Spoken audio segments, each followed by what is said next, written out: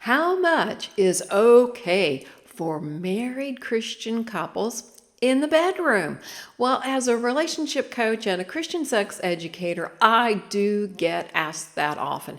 Maybe people aren't quite so specific, but I know that is where they want to end up in the conversation. And so we're going to unpack it today. As a matter of fact, you are in the middle of an Ask Mary series where we dive into a hot seat question every week. If you're going through this, it will certainly help you. If it's yet to happen in your future, then hey, this will get you through that situation easier, faster, better. And I'm going to say some things that are going to surprise you a bit, so just get ready. Also, if through the Ask Mary series you haven't heard your question yet, please send me a direct message or leave it in the comments and I will add your question to the list. Okay, here we go. Today's question is, how much is okay for married Christian couples in the bedroom? And what I gotta tell you is more than you think, wink, wink. What do I mean by that? Well, God made sexual intimacy for married couples. And so right off the bat, we know that is a part of his design. It's a part of his plan. You know, he's really giving his thumbs up on that. You can go all the way back to the book of Genesis and unpack what God really thinks about sex.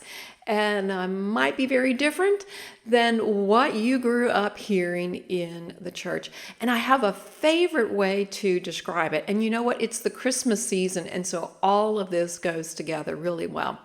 When I was a kid, one of my favorite Christmases, woke up early, went downstairs, saw the tree. Oh my gosh, it looked fabulous. Presents under the tree.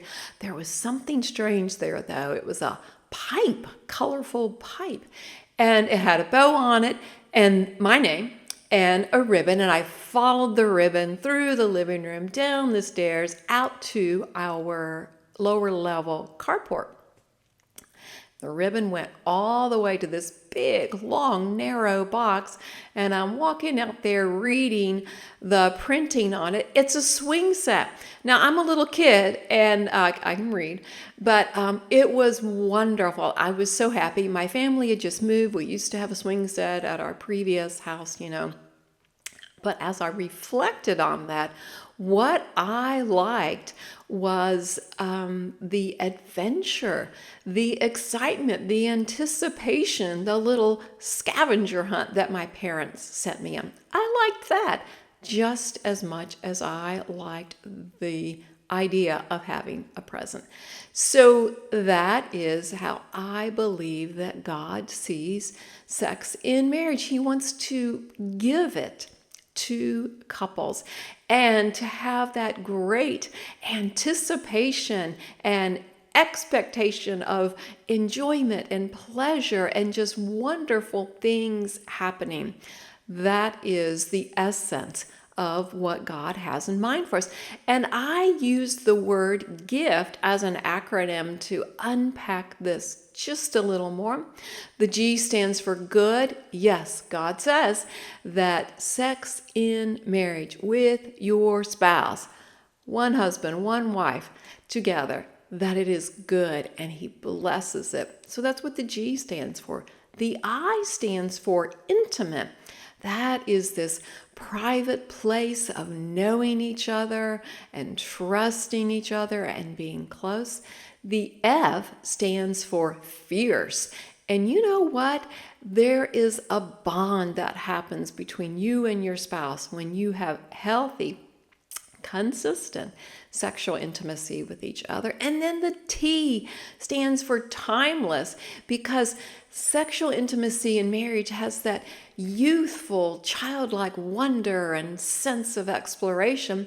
And it also has that maturing and adapting as you age. So God gives us the total package.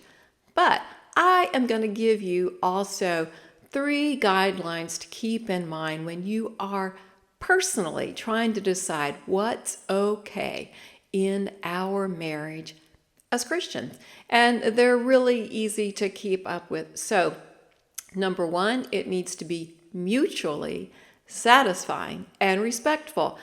Mutually is both of you. We want freedom, both of you to show up, be able to express yourself.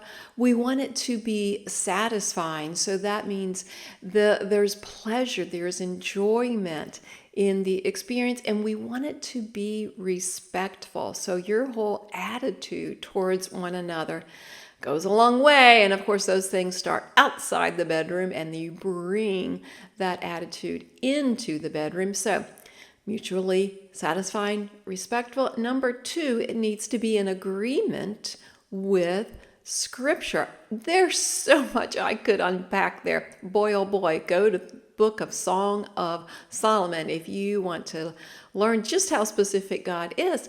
But there are some no's. Certainly, we don't want to defile the marriage bed. And the no's would be including a third party.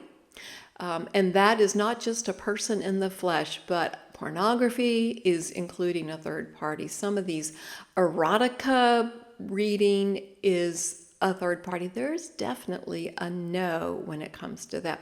And then my third tip for you is that the activities that you choose need to be done in trust and harmony. So there's lots of activities, and you might be talking about what positions, and are we going to have toys, and are we going to use oils? Is there going to be role playing? A lot of things that are there, but you need to talk it out so that you're on the same page and you're comfortable. And even if it messes up, you're like, okay, we can try it again. But there needs to be a lot of conversation there. So I hope that gives you a broad picture and some steps. If you'd like to know more about the gift that God sees sexual intimacy as for marriage, I have a free ebook I would love to get into your hands, and it is called God's Gift to Marriage. So look for that link below. Thanks so much for joining me today, and remember that God's design for a thriving marriage is intimate connection in spirit, soul, and body.